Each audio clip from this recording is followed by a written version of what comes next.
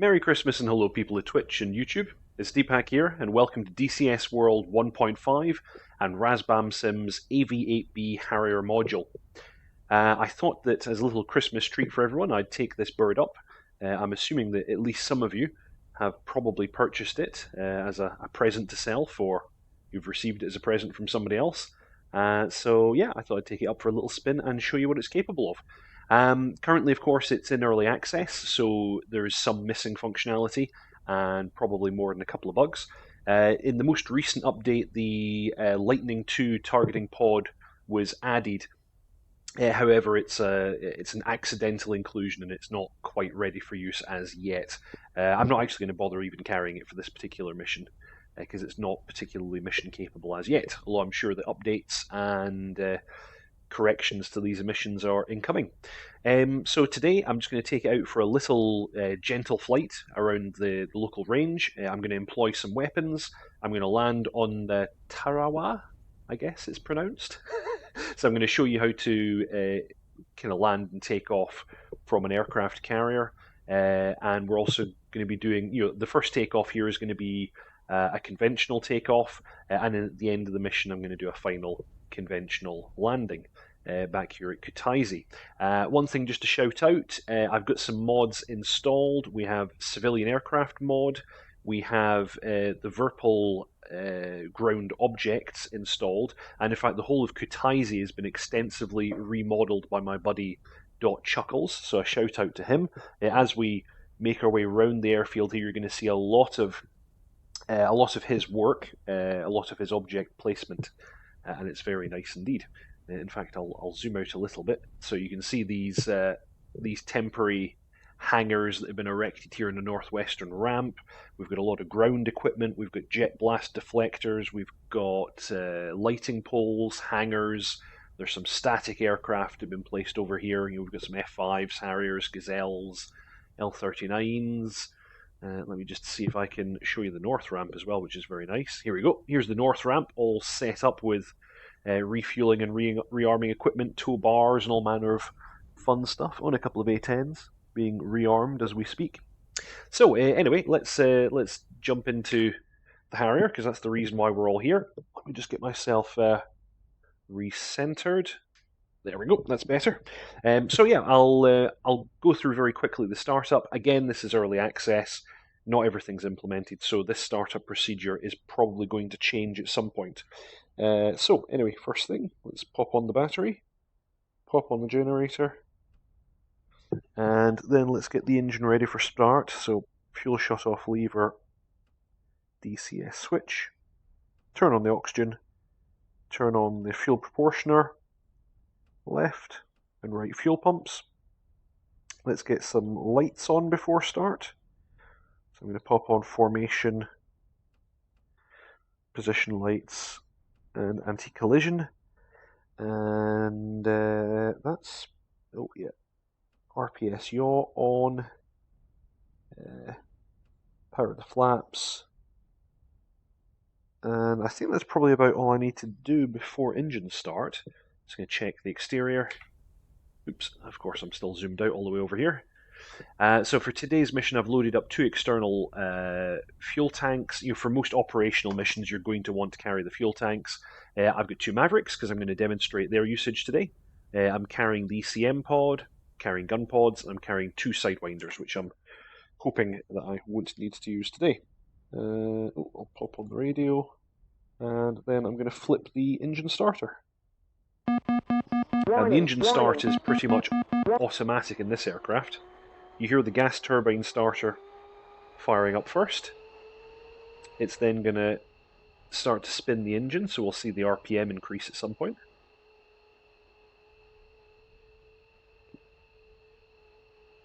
At least we should do eventually. Unless did I inadvertently move the throttle, that's always the danger. Yep, I might have moved the throttle at some point. This is the slight problem. There we go. You have to have the throttle all the way back at the cut-off position for the starter to cut in. And I may have already moved it. So anyway, with the throttle all the way back at the cut-off position, the engine will spin up to about 9%. We then advance the throttle. and pull it back, just like in the Mirage, and we get engine start. Just going to close the canopy, because it's going to get a bit loud out there. And we're just going to wait for the engine to stabilise.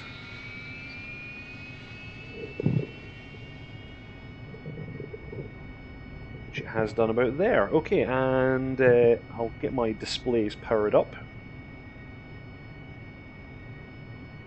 And I'm immediately going to want to bring up the engine page on the right. And I'm going to have the electronic HSI on the left. Let's bring up the HUD. Nice. And the up-front controller. Turn on the two radios. And I'm going to set my nozzle position to about there. Turn on nav on the INS. Turn on the FLIR system. Turn on the DMT. There we go, now we've got symbology on the HUD. Nozzle position is indicated down here as N when you're in the VSTOL master mode. For taxiing on the ground, we're normally going to set it for about 15 degrees. That just stops us blasting our own tail too much. Going to turn on the external dispensers, jammer pod into standby, radar warning receiver to on. We're then going to get symbology on the HUD. I'm pretty sure that in the VSTOL mode in the real aircraft you shouldn't have the radar warning receiver symbology, but again, work in progress, so I'm sure things like that will get corrected. Yeah, if we go down here, we're going to be actually leaving the flaps on automatic because we're doing a conventional takeoff. Anti-skids to on. I'm going to set taxi light, which is this auxiliary light down here. Turn on the SAS for yaw, roll, and pitch. We're also going to turn on Q-feel, which I believe is the system that the aircraft uses when it's jet-borne, when it's hovering. And down the right hand side, I don't think there's really anything to turn on down there. I'm going to set my bingo at no, actually I'll go for 2,000. £2,000 for bingo, that's when it's going to enunciate to me. And is there anything else that needs to come on? I'll turn up the brightness on the FLIR video. Turn on the radar altimeter. And I think that's probably just about it for standard startup. I'm also going to program my TACAN, so I hit TACAN on the UFC. 44 X-ray is what we've got here. I'm going to turn it on, press enter, and set it to transmit and receive. And I'm going to select TACAN on the EHSI. So it's going to give me a readout on that. Okay, and if I hit TACAN again, it's going to go away. Okay, quick flight controls check. Yep, that's looking pretty good. Okay, so we're ready to go. When you're taxiing on the ground, you'll see CAST down at the bottom right of the HUD here. As I hold the nose wheel steering, it's going to say nose wheel steering. When you're operating on the carrier, you have a high gain mode, which you can access by turning off anti-skid. With anti-skid off, nose wheel steering is on all the time, it doesn't say CAST. And if I push nose wheel steering button down, I get nose wheel steering high gain. But we're at a conventional field, so we're going to leave it on normal mode. Right, quick pre-flight check. Everything's where it should be. For a conventional takeoff, we're only going to move the nozzle to 40, so I'm going to put the stop at 40 so that when I pull the nozzle position I can't accidentally move it any further than I'm supposed to. And I think that does it. Okay, right, let's taxi to the runway. So we can't advance the throttle until we disengage the parking brake, which is hidden behind the throttle. There you go, that's moved up now. And now I can get taxiing. So, I'm going to come round to the left. Now you don't want to go very fast when you're taxiing in this aircraft because of the outrigger gear. It is very easy to damage the outrigger and even to break it. So just keep it nice and gentle on the taxi.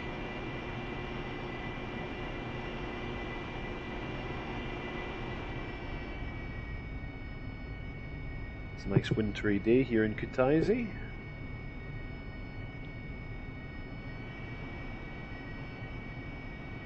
So I'm just going to taxi along Alpha, and we're going to be taking off runway 08, and then we're going to do a 180 out to the west, gain a little bit of altitude, and make our way to the range over at Poti.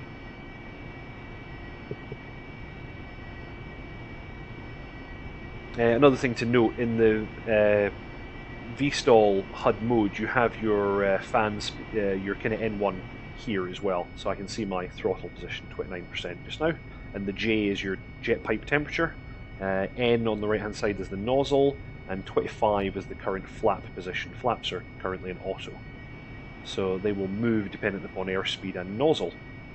Okay, so we've taken the runway. Going to pop on takeoff lights.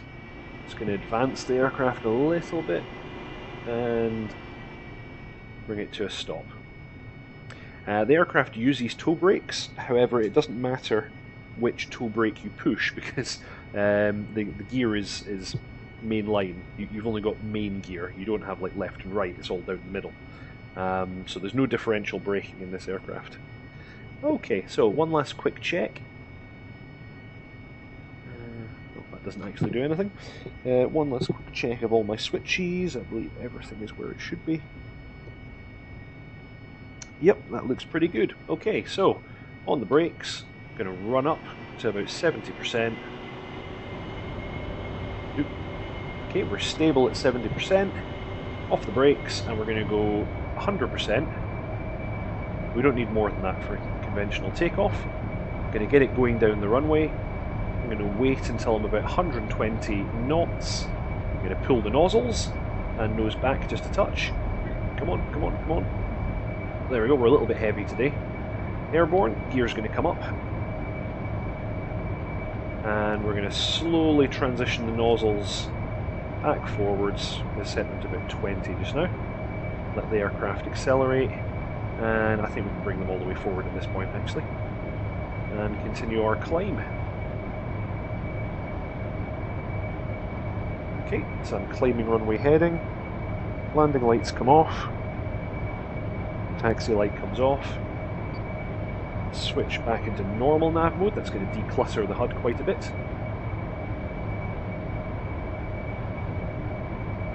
Okay, and the flaps have automatically dropped to 5% now, which is good. And the droop warning light down here on the right has gone off as well. That means the aileron droop is disengaged as well. So we're now in completely conventional flight. So I'm going to come around to the right and continue my climb. I'm going to throttle her back now to about, go 80% I guess. The engine in this aircraft is fairly powerful, although it's not a supersonic aircraft or anything like that. It's not an absolute speed demon. For what it is pretty powerful. It can accelerate pretty fast.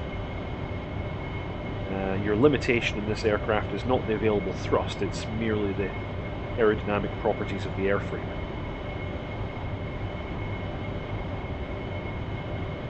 Okay, and for normal flight we're going to run the stop all the way forwards so that we can't accidentally engage too much nozzle. You can pull the nozzle a little bit when you're manoeuvring. It's called biffing, and that's something that is sometimes done in combat to gain a kind of angle of attack advantage. But we're not going to be doing much of that today.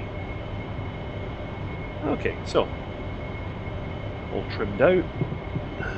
Yep, going to be passing the airfield momentarily, and we're going to level off at about 6,000. I'm just going to let it gently continue to climb to there. Okay, so right hand page. Let's jump to the DMT system now, because we're going to be employing weapons soon. I'm going to grab the stores page on the left for a moment, and I'm going to choose the IR Mavs. They're currently in standby. I need to wait until they say ready. I'm also at this stage going to go master arm on. We are armed, and you'll see automatically the aircraft has gone into air to ground mode. Okay.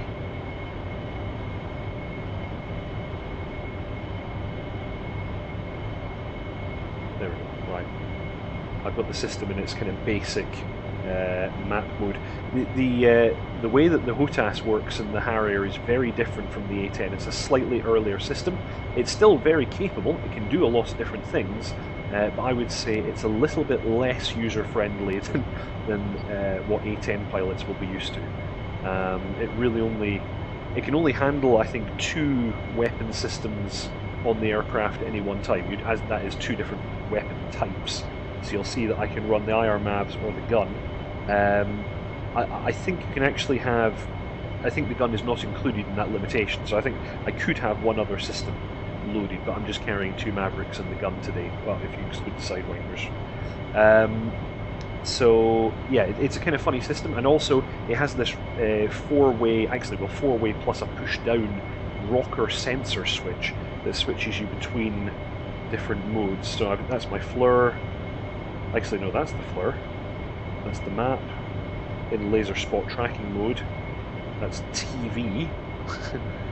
I don't know what that is. Yeah, so basically it's confusing. But what I want to do initially, at least, is just to leave it in this particular mode. I want to use the INS, and I want the map up. There we go. Oh no, it's laser spot tracking. It's TV. There we go. Okay. It's not. As I said, it's a little confusing. I clearly haven't got my head around it just yet. But the indication you want is IR-MAVs here. I've got 2, it says. I want this to say ready, which it doesn't yet, but it will soon. And I want the map displayed when I'm in DMT mode. What I'm then going to do is I'm going to nose down. You'll see there's a circle in my flight path marker. I'm going to nose down and put that roughly where I want to employ the Mavericks. I'm going to hit, I think it's sensor switch down, although I can't quite remember, and I want to uncage my Mavericks, and I should then be able to utilise them, and the Maverick video will appear on the left. This is, but I should really prefix all of this by saying this is not a tutorial. I don't exactly know what I'm doing. This is just to give you guys a quick look at the Harrier and what it's capable of. It's a very fun aircraft to fly. Let me just pop this on the inboard tank position so I can see when those bags are empty. Okay, so the range is down there. I might need to do one low pass first so I can locate my target, because I can't exactly remember where it is. We've got a hard strafe target, basically a disused tank down there, which I'm going to hit. Let's see if I can get my bearings.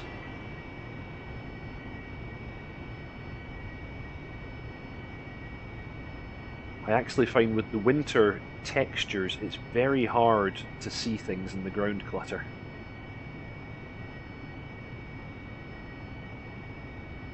Yeah, I'm completely clueless actually as to where this is. But hey, we'll get there. I can't even see the bomb circles right now. Oh, there we go. Right, got eyes on something. Strafe pit, I think. So I think my target should be somewhere off here to the left. I'll bring the aircraft round. Let's see if we can see it before we... Oh, actually, I think... No, those are trees. I'm going to keep coming down gently, and I'm hopeful that we will eventually locate the target. It has to be around about where I'm looking now.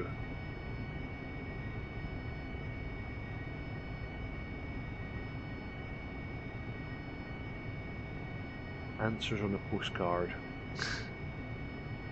Well, I think I'm looking at it. I'm not really sure, but I think I'm looking at it.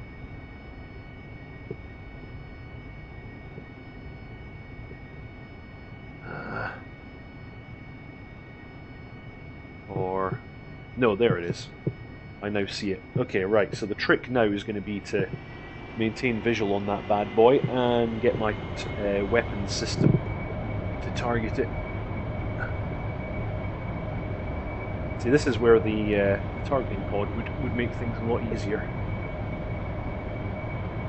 Right, no crashing. On a live stream, that's embarrassing.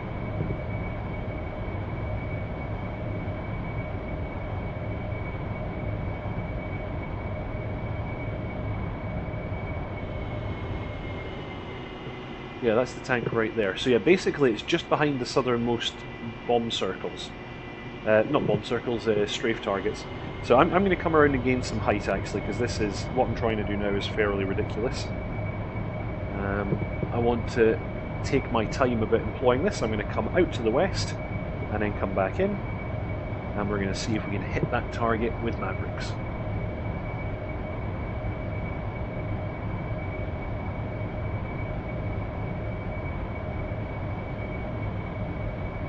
Yeah, the aircraft doesn't really like to fly low and slow with this amount of weight on.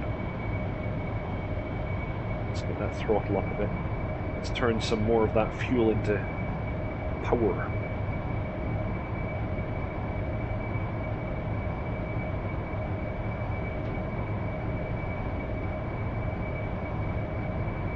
Okay, I think this altitude will do.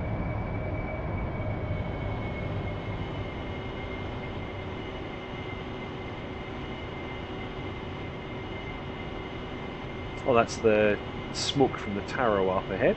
We're going to be going there after this.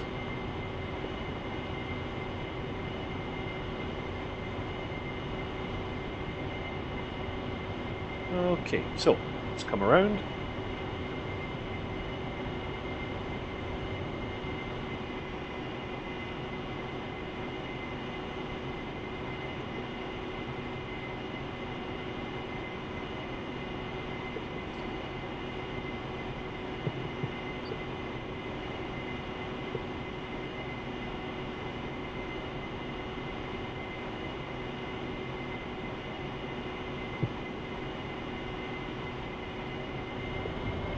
Now we're going to keep the eyes peeled.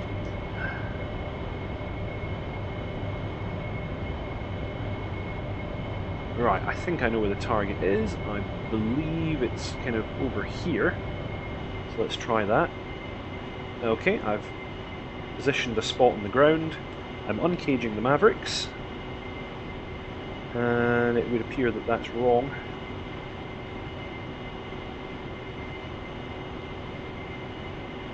Yeah, it would definitely appear that that's wrong. Yeah, it's more like over here actually.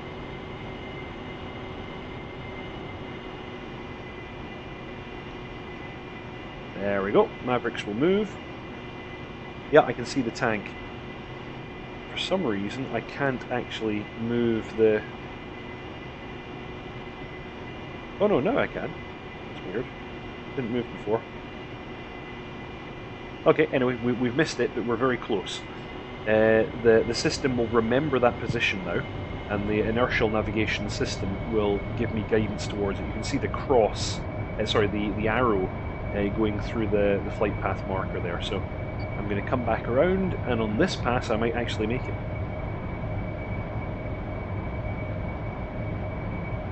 So let's go back out, give ourselves a bit more distance this time.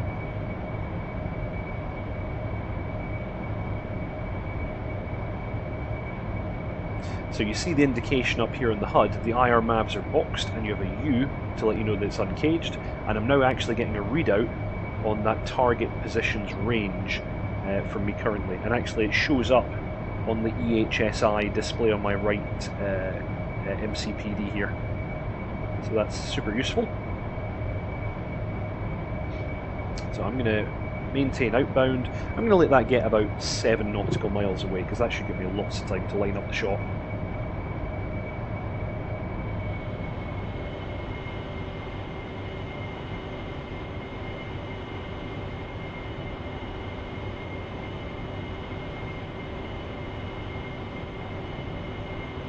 What a lovely day it is.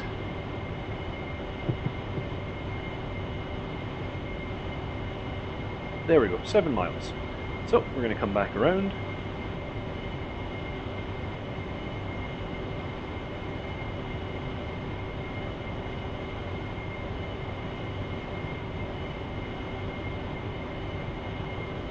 Guess I should just re-cage the Mavericks until I'm looking the right way. Round we come. There we go. So we're getting indications as to where the Mavericks were looking and where the DMT system is looking.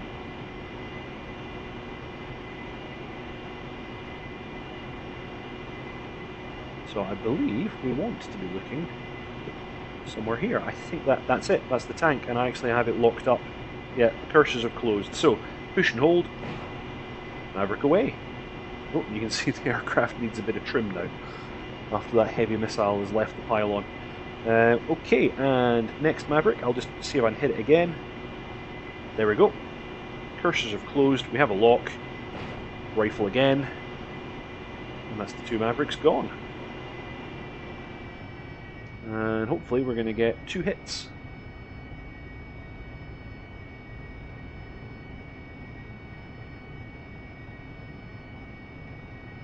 They should find it fairly easy to hit that target.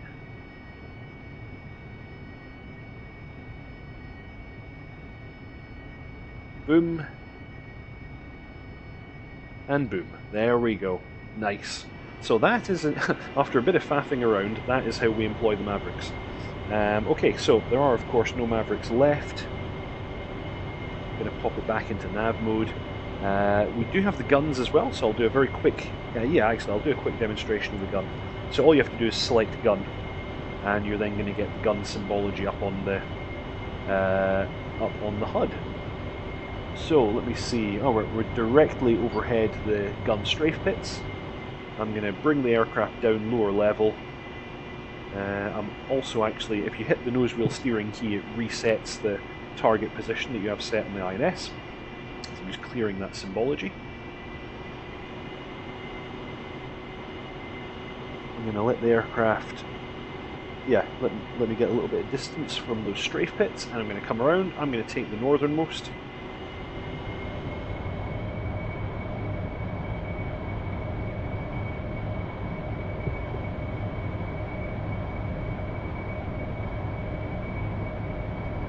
Actually, I'll take the southernmost because I've now overshot. Okay, and with this it's very simple. Pepper over target, wait for the range to start counting down, and pull trigger. Yeah, there we go. Something like that. Although, hopefully other people will do it with more finesse. So that's the gun and the Maverick. I'm just going to deselect gun and go back to nav mode and master arm off. Okay, so we still have a lot of fuel on board. Let's see if we can burn some of that off. Okay, going to go 100%. Let's gain some altitude. So it's really nice to fly. It's a really responsive aircraft. And the whole vertical takeoff and landing thing is just a big, that's a big plus. It's super, super cool. I'm going to get my EHSI on the left, and I've got my RWR on the right. So the Harrier doesn't have a dedicated radar warning receiver display like the A10 does. It just displays the symbology on the HUD, and also in a dedicated MCPD page. I normally just pop it up on the right hand one if I need it. We of course also have a refueling probe here behind your head. It's behind your left shoulder, which is a really troublesome place to have it. You can extend it using the control down here. So pop that. Out it comes. It has its own light, so it's helpful at night, and you get a ready light up here on the canopy. We'll put that away just now. We're not playing with that today, although I do have a tanker out here somewhere. I'm not going to embarrass myself by trying to demonstrate that. Now you've got to be a little bit careful with the throttle in the Harrier, because it is absolutely possible to push it beyond 100%, and you don't want to do that for too long. You can do it for short periods, so there we go, that's me up at 109, but you don't want to be doing that for more than a few seconds, and really those modes are mainly used for vertical takeoff and landing. When you're flying normally, you shouldn't put it above 100. Okay, so that's the Tarawa down there. Still got 9,000 pounds of fuel, and I've still got 600 pounds in each external tank. That's far too heavy to do a vertical landing, which is my plan.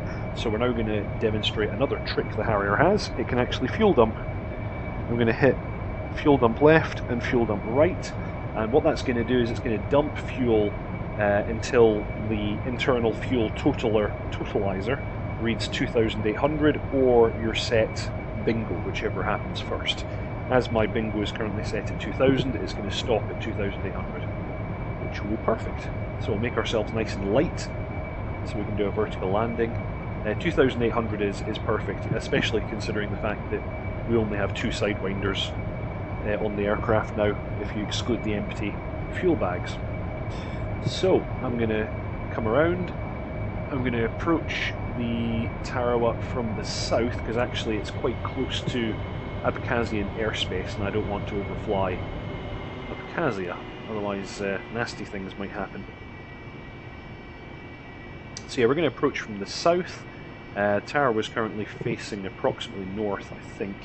I'll fly a pattern. I'm going to make a kind of overhead join and then fly a left-hand pattern. And then I'm going to bring the aircraft into a hover off the left-hand side of the deck, shuffle it over onto the deck, and then drop it down.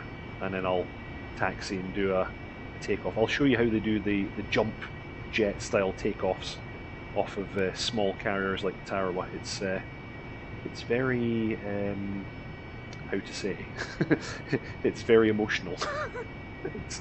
Yeah, you don't think you're going to make it, but you do. Okay, so descending, pop the air brake actually, showing 7,000 pounds of fuel, still fuel dumping, so that's all good. Now, I'm going to be doing a vertical landing, so I'm going to move the short stop off completely, because we need to be able to move the nozzle all the way back. So yeah, you always want to make sure you've got that set. And because we're going to be landing on a carrier, I'm going to have the anti-skid off, because we need to be able to use the high gain on the nose wheel steering. Before I go into the landing, I need to have the H2O mode into landing mode. That increases the flight idle for the engine a little bit, and it also engages the water injection system, which gives us a bit more power. And I'm also going to need to have my flaps in stall mode, in a short takeoff or landing mode, before I actually try to bring it into a hover, but that's not yet, so it's cool.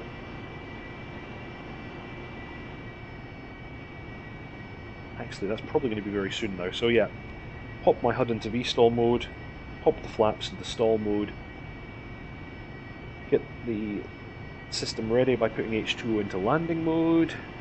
I'm going to do my circuit with the nozzles at 60 degrees, so I'm pulling them back now.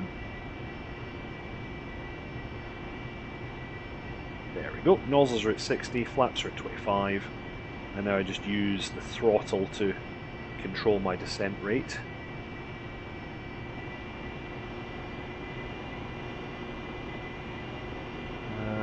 Yeah, oh, actually, I'm not quite lined up with the Tarawa. Let's bring it round to the left. I'm going to fly this circuit at about 1,000 feet. So I'll get the aircraft all trimmed and set up for that. I'm going to go landing lights on. That's the hover landing mode. I guess that angles them more down, but I'm not exactly sure. Throttle up a bit more.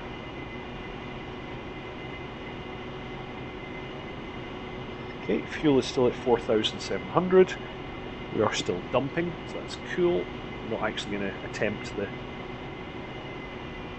landing until the weight is right. Landing gear, landing gear. I know.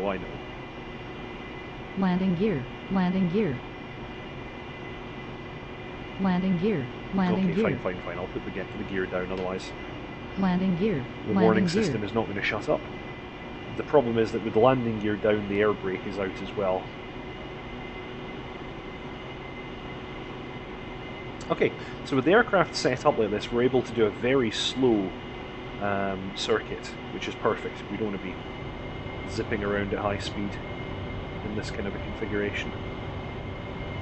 I said I wanted to do this at about 1,000 feet, didn't I?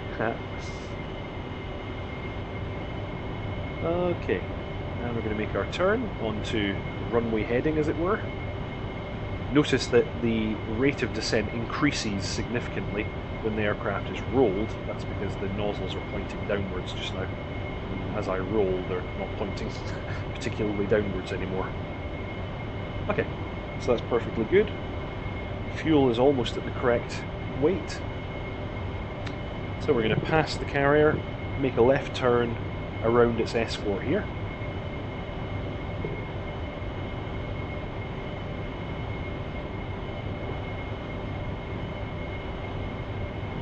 Yep, everything is set. So flaps are set, gear is down, landings H2O is set, nozzle stop is set, and yep, dump valves just popped off just as I was looking at them there. Okay, we're going to come around to the left.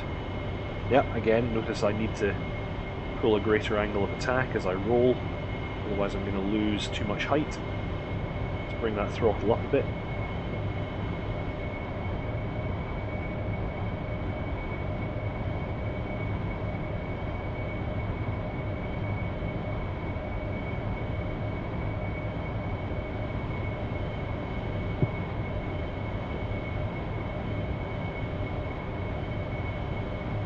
Okay, we're going to roll her out here.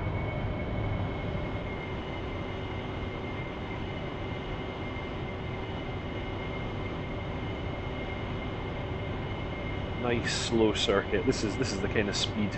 Actually, this is still faster than the speed you do the circuit in a light aircraft. But anyway, we're doing a nice slow circuit here. So as you can see, the deck is clear. I'm going to land at the front of the carrier, probably about position 3, just because I want to. No particular reason. Oh, right MFD should really be on engine, so I've got all my engine stats. Okay, we're going to come around now. Turning base, as it were. You want to make quite slow, gentle movements when you're transitioning, because response to controls can become very sluggish. It acts kind of like a helicopter when you're in VTOL kind of mode, but way more sluggish. It acts like a big helicopter. Okay, and I'm now going to bring the nozzles down into the vertical and increase my throttle. Okay, about 84 is about right. Okay. So forwards velocity is bleeding off. Let's just try and arrest my descent but not climb. There we go, it's not too bad, not too bad. Again, note when I go to roll it over the deck that I'm going to lose, I'm going to increase my vertical velocity a little. Actually, let's go position 4. Position 4 looks good. Yeah, so whenever you pitch or roll, you're actually reducing the amount of thrust that's going straight down. I just wanted to climb and touch. I felt like I was getting low. Bring it forwards a bit more. I don't want to do this for too long because, of course, in this regime, I'm burning a lot of fuel. Right, that's more like it. That's more like it. Right, we're going to roll it over the deck. But not too quickly. Don't mess it up. Don't mess it up. Yeah, I'm starting to mess it up. That's cool. That's cool. We got it back. Got it back. Okay, we're in position. Bring the throttle back.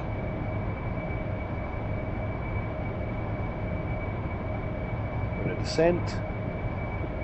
We're kind of in position. Oh, I let it roll. And we're down. Okay.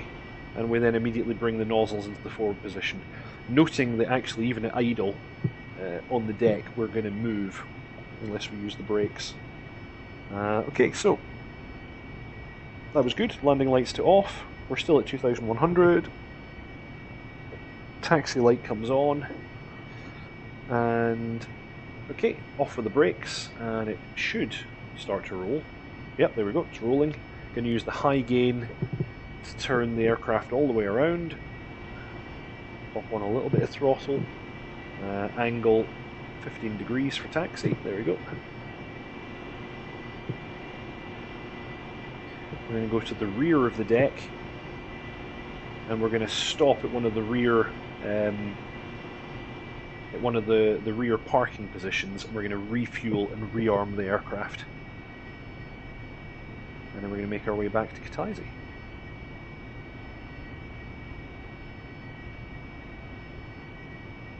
Okay, so I'm going to park over here at position 6.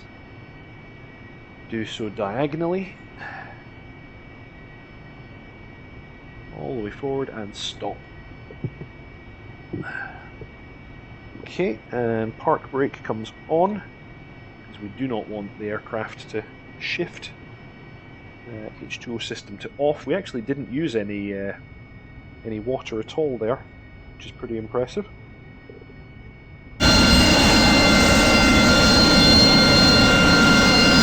Yeah, check it out. Good positioning. Okay, so going for the rearm now. So we're going to load this aircraft up as if it was a kind of proper operational deployment. So we're right up near the maximum weight. And just check this out.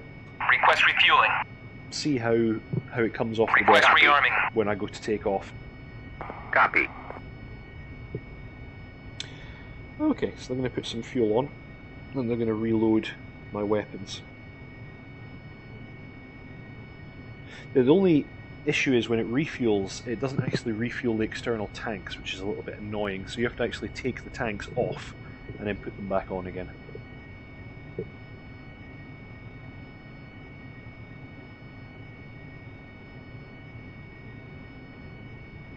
And right, for takeoff I need my stop to 60, because we use 60% for the little jump that we do at the end. But apart from that, everything seems okay. Taxi light should have come off.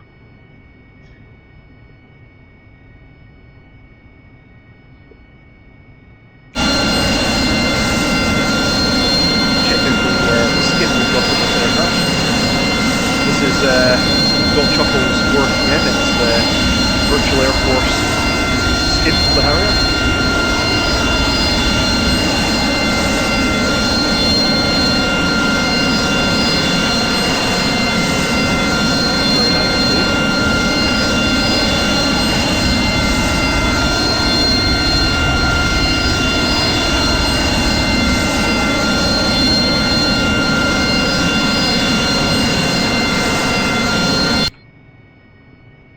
So we're still refueling. I'll get them to swap the fuel tanks at the end so that we have full fuel tanks as well. So you'll see it is an absolute, it's not far below maximum takeoff weight, and yet you can still get off a tiny carrier like this.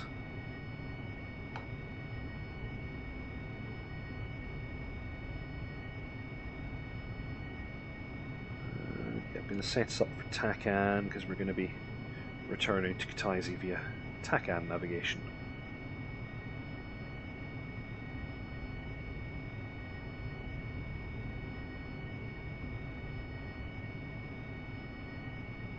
Almost refueled now. Refueling complete. Okay, he's going to pop my missiles back on.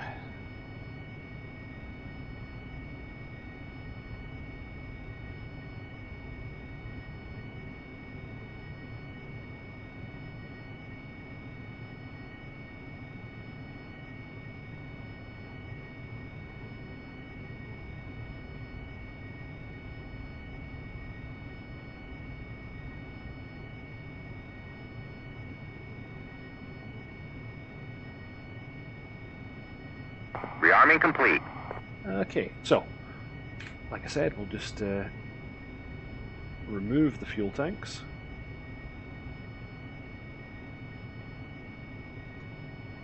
Request rearming. Yeah, Copy. Mavericks are back on.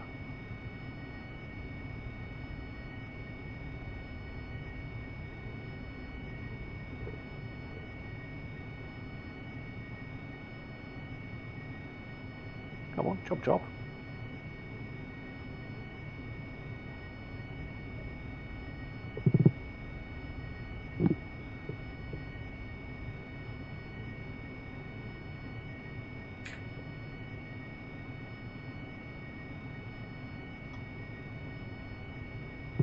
Rearming complete. Okay, so tanks are off. And we'll put them right back on again. So that's 7,000, I think it's 7,800 actually is the full internal load. And it's going to be almost £11,000 I think with the external tanks, but let's see. Oh, I didn't hit OK. Request rearming. Copy.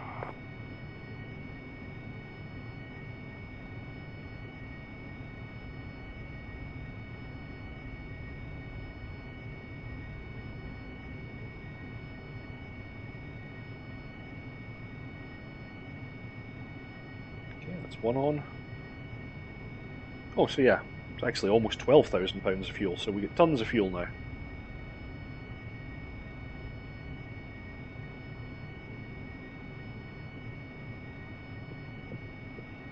Okay, so on with the taxi light.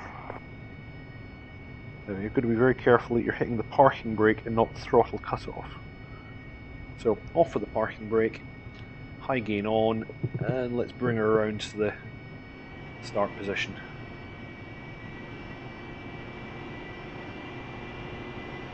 Being very careful not to fall off the side of the deck.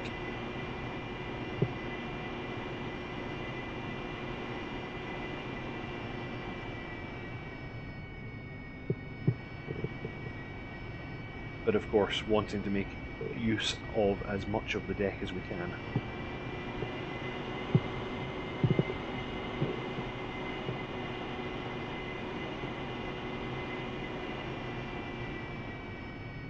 And stop. Okay, right, so that's not too bad. I'm going to hold it on the brakes. So we want flaps to stall, H2O to takeoff mode. We're going to set 0 on the nozzle, but we've got the stop at 60, so I can pull it all the way back, and we're going to get, well, 58. That's close enough. That's what we're going to do just before we hit the end of the deck to give us that little boost. We're going to have takeoff lights on, taxi lights off. I think that's it. I think everything is correctly set. Okay, so watch and learn, kids. We're going to run her up to about 70%, because that's the most the brakes will hold, really. Okay, stable. Everything looks normal. Off the brakes, and we're just going to slam it full power on this occasion. We're going to let the limiter do its thing, and pull the nozzles. Off we come off the end of the deck. Gear up. And we're going to start transitioning to forward flight. So I'm going to go 40 degrees on the nozzle. Speed's coming up. 20 degrees. Speed's coming up. I'm going to throttle back to 100%. To avoid any engine wear problems, and then the nozzles can go all the way back, and then we're going to come out of stall mode and back into automatic for the flaps, and then we can return to nav mode, and the landing lights can come off. And that, ladies and gentlemen, is how you do that. I'm going to pop the anti-skid back on because we're going to do a field landing later. Right, okay, so I kind of made that look easy, but it is a little nerve-wracking. Oh, and the H2O comes off. So we used quite a lot of water in that takeoff, that's the only thing. So we start off with 50 pounds of water, we're down to 33 now, but we're going to make a conventional landing. Oh crap, Abkhazian airspace. We're going to make a conventional landing, so that doesn't matter, because we're not going to use the water when we land. That's the issue with taking off in that direction, you've got to make your turn actually. Otherwise you're going to annoy someone in Abkhazia. Okay, so I'm going to climb, and I'm also going to turn direct Kutaisi Takan. I'm going to get this aircraft up to altitude for the flight back.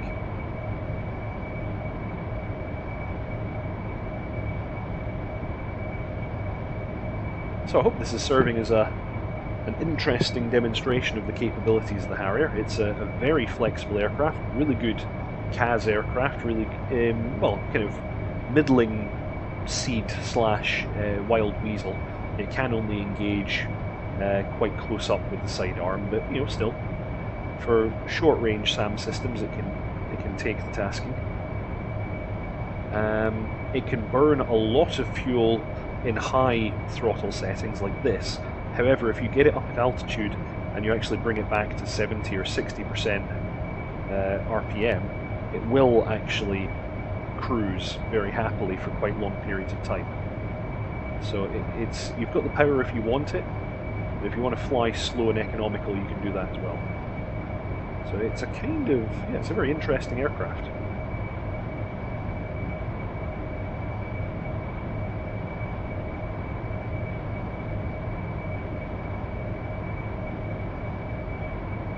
Unfortunately, the autopilot is not currently implemented, which is a real shame, because if you're doing longer flights, it is nice to have.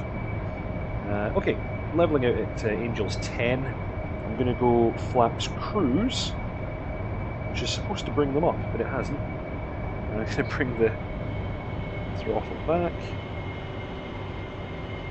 I wonder if there's some kind of a condition for that, under which it will actually bring the flaps up. Do I have to pop them off? Nope, don't pop them off, that upsets the aircraft. Yeah, it's still reading 5. Oh well, fair enough. I'll just ignore that. And because we're in conventional flight now, I'm going to put my stop back at 35 so I don't inadvertently do something bad. Okay, so I'm going to cruise along like this. And I'm just tracking direct the VFR. I'm going to read out here that says we're 38 miles out. At this speed, we'll be there in 5 minutes.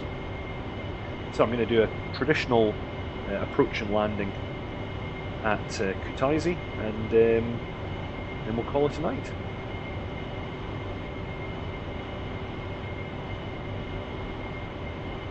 That's me, I'm down at 70% now, and the aircraft will kind of sip fuel when it's back at this, and it'll still cruise along at a decent whack. And actually, once you've got it trimmed, you almost don't need an autopilot, although I always like to have one, because I feel better by going heads down. I don't worry that the aircraft is doing something while I'm not paying attention. Now, I'm kind of concerned about that cruise mode. I'm sure that's supposed to work. I'm pretty sure that in cruise mode it's supposed to retract the flaps. Is it only at a certain altitude, maybe? Let's try continuing our climb. Let's test this. Maybe cruise mode is for high altitude flight.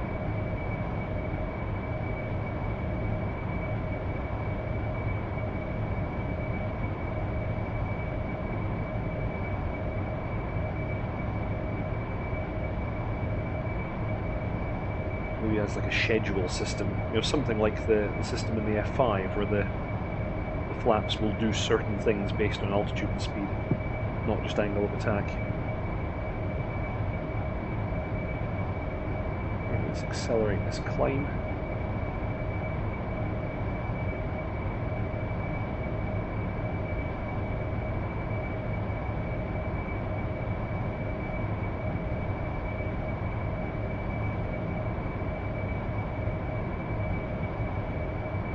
It could, of course, just be that it's not implemented currently.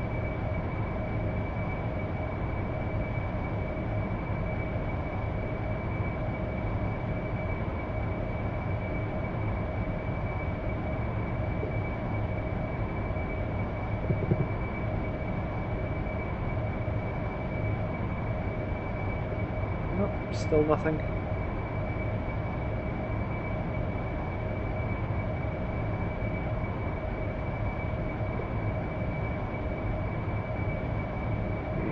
Just coming up on Angels 20 now, and still nothing. Okay, I'm going to nose it down.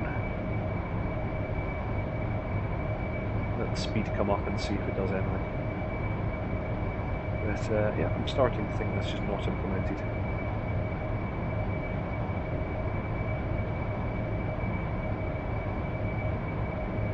Okay, so airfield's in sight.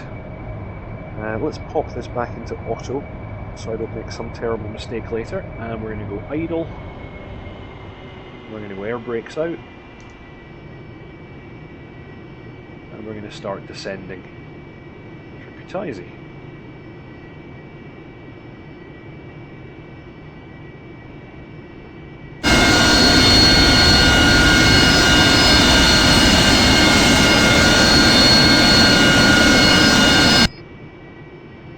I'm just going to do a straight-in approach for runway 08. So, do I need to do anything in particular for that? Not really. I'm going to use 40 degrees nozzle to do a kind of short landing. But it's like a short conventional landing, really.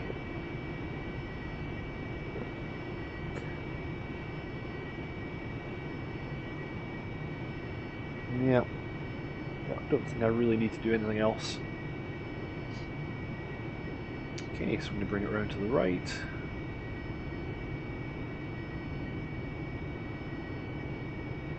And then engage the VSTOL HUD mode again, so I get some extra information. I wonder what these do actually. What's NRAS? PC. Yep, don't know what those things do, so I'm not going to mess with them. I'll leave them turned off. And too close in, so I'm going to do a little jink here, just to give myself more time. Air brake can come in now. I'm going to set my nozzles. There we go, 40 degrees. I'm going to bring the gear down. Landing gear. Landing gear. Start to bring the throttle back up again. Flaps have automatically deployed, which is nice.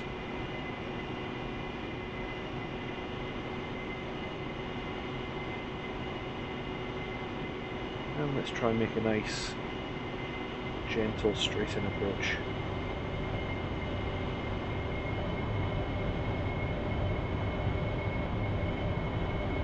Okay, so, 4 green.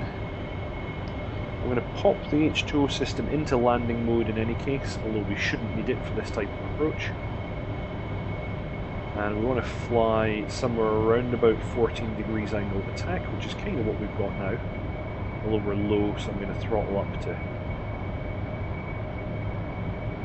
maintain a bit of height. Yeah, we're low and we're not fully established, which is poor technique on my part, but we're almost there. There we go.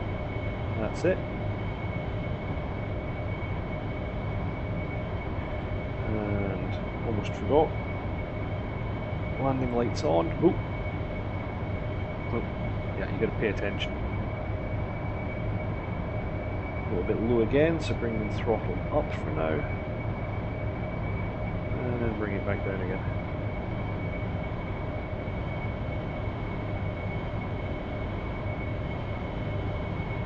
Okay, now of course you don't want to flare much on touchdown because the tail is quite low and the risk of tail strike is quite high. So we're going to make this, it's going to be a fairly flat in approach that we're going to do here. We're not really going to lose too much speed or flare very much. So let's see if this works. Get down nice and gentle, and we're down. Throttle off, nozzles forward, and anti-skid is on, so we're going to be on the brakes.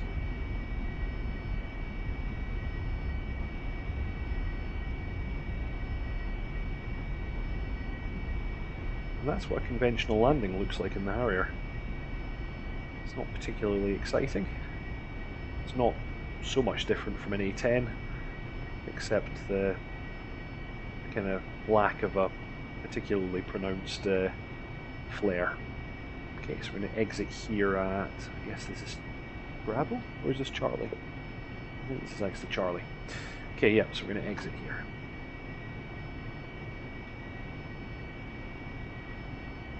Again, watch your speed while taxiing. You don't want to damage the outriggers. Okay. Landing lights come off. Taxi lights come on. And I'm going to return the nozzle to 15 degrees. and we're going to return to the northwestern ramp. In the meantime, we can disable any unnecessary equipment.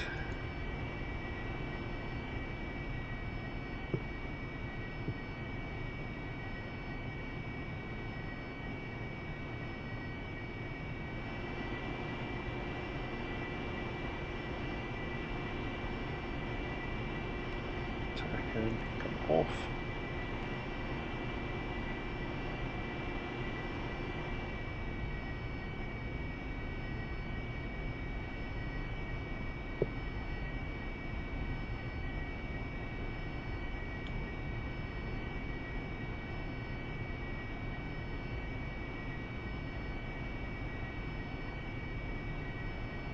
Landing mode can come off. Yeah, that reduces ground idle as well, it would appear. Radio can come off. Turn off these displays. Don't need them now.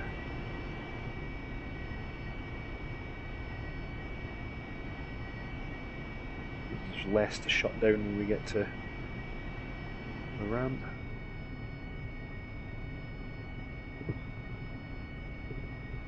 Flare can come off, and the MT can come off.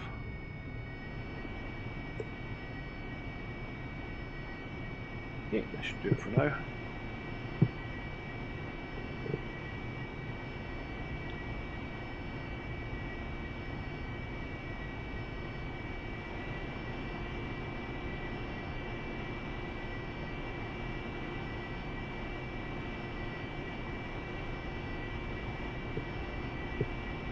So, yeah, I think that's been a fairly full demonstration of what the Harrier can do.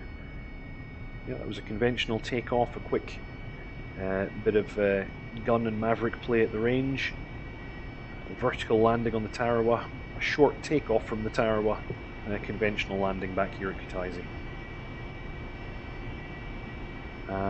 If you're thinking about getting this module, I think it's very much worth it. It's real good fun to fly. Just be aware that it is at this stage early access, and there are still many systems that are not yet fully implemented. Some of them aren't implemented at all, in fact. But you know, RAZBAM have a fairly proven track record, so I'm sure we'll get to see all the cool toys the Harrier has soon enough.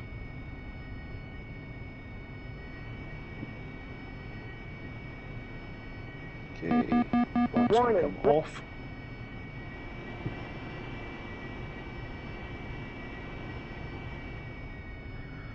All the different stability systems can come off. There we go.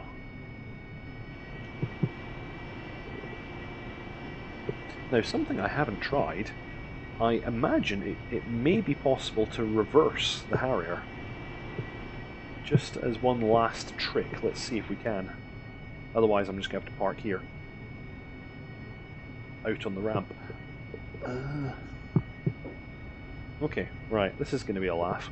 So, I need to remove the stop, there we go, and if we pull it all the way back, we get 99 degrees on the nozzles. Throttle her up a bit, and yes indeed, she will reverse. This is probably a really bad idea. However, yeah, I don't seem to have that much control directionally over the jet in this configuration though. I can back up, but it seems to kind of go where it wants to.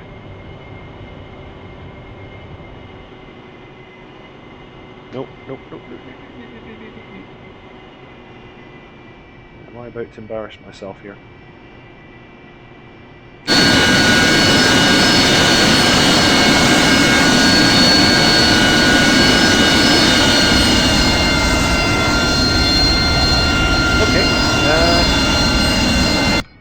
That worked. Would they ever do this operationally? I don't know. But it's a bit of a laugh, and it would appear it does actually work. I doubt that's what it's for. I would imagine that's to reduce takeoff roll. I actually should have tried that. to do a short conventional landing. You rotate the nozzles forward. Okay, right. There we go. Right, let's go through the shutdown. So, fuel proportioner off, pumps off. Oh, turning the pumps off actually made the engine shut down. Warning, warning. I didn't expect that. Fair enough.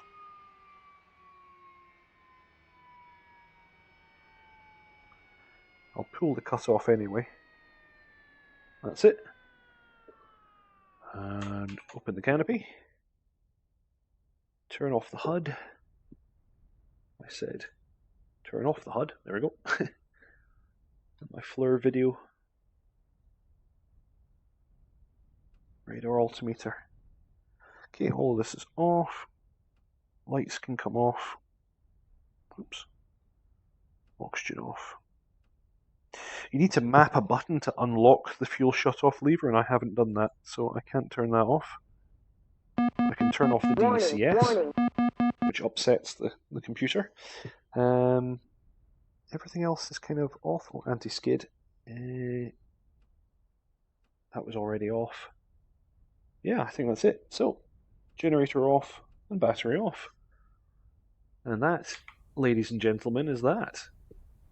So, I hope that you enjoyed this this brief demonstration of the Harrier, and yeah, hope you enjoyed the video, and I'll see you next time. Goodbye, and Merry Christmas.